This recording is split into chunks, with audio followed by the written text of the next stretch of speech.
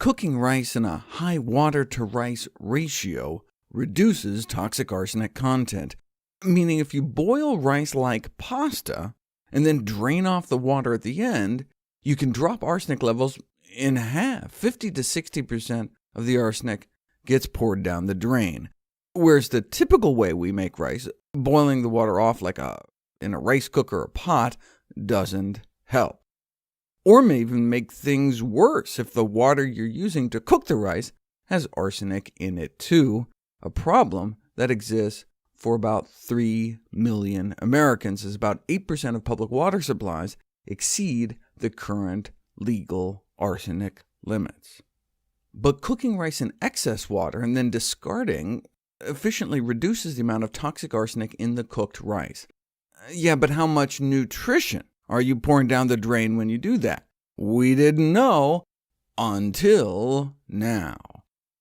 Unpolished brown rice naturally contains nutrients that are lost when the bran layer and germ are removed to make white rice.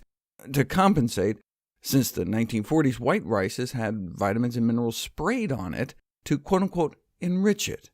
That's why cooking instructions for white rice specifically say don't rinse it and cook it in a minimal amount of water. In other words, the opposite of what you do to get rid of some of the arsenic. But brown rice has the nutrients inside, not just sprayed on.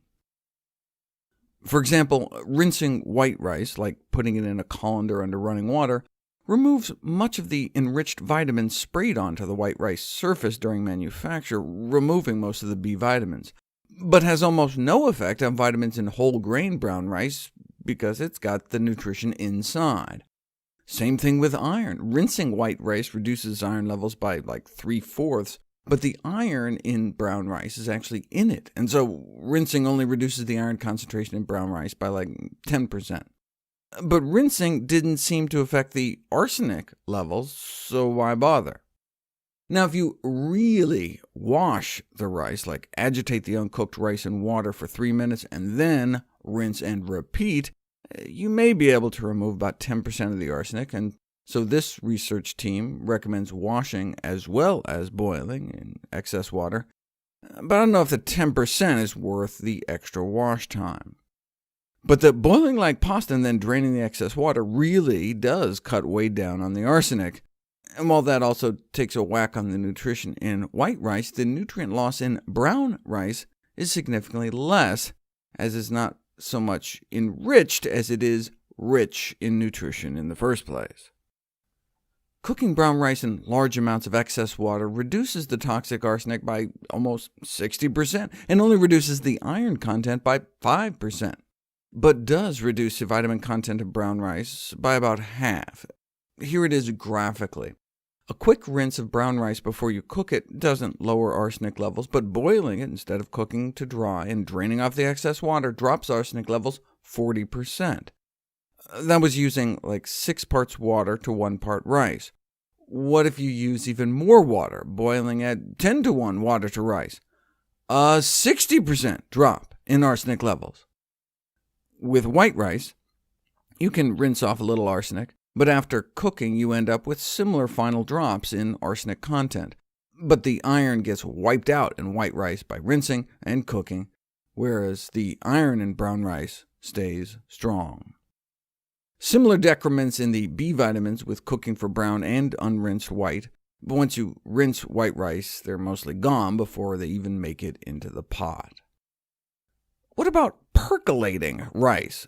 We know regular rice cooking doesn't help, but boiling like pasta and draining does. Steaming doesn't do much.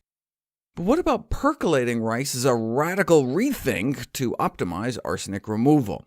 So they tried like some mad scientist lab setup, but also just a regular off-the-shelf coffee percolator.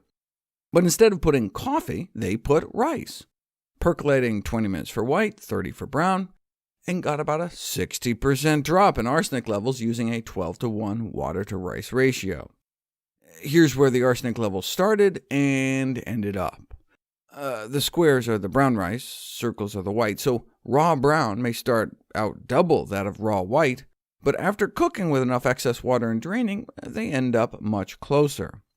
Though 60% percolating at a 12 to 1 ratio was about what we got boiling at just 10 to 1, so I see no reason to buy a percolator. But even with that 60%, what does that mean?